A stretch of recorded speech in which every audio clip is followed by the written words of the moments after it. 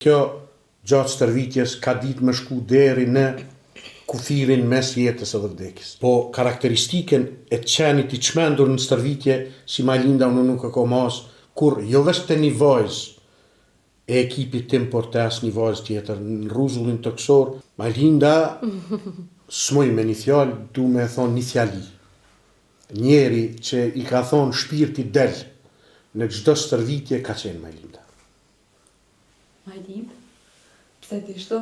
Të me thonë, e kuptu më dhe gjatë intervistës se Majlinda shumë luftarake, ashtu, dhe vetë sporti ju shumë luftarak. Të me thonë se nashta krejt për neve shqiptarëve thonë qysh mos me fitu se kjo është sport luftarak tamam për neve.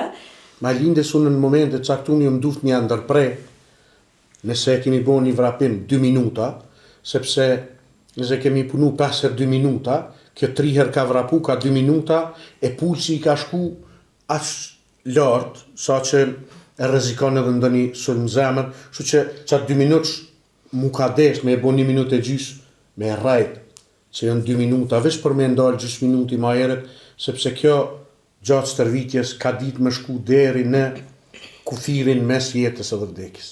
Edhe sportiste tillë që e ka bo, unë i kom edhe 2 kampione tjera olimpike, kanë karakteristika tjera, po karakteristikën e qenit i çmendur në stërvitje, si Majlinda unë nuk e ko mas, kur jo vesh të një vajzë e ekipit tim, por të as një vajzë tjetër, në rruzullin të kësor që merret me sportin e xudës, se me qatë sport flas me kompetencë.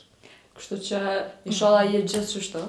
Inshallah je luftarake deri në fund, edhe kem na zbar ftyrën hala, të dy bashkë, normal, se gjithçka është meritet e dyve bashkë.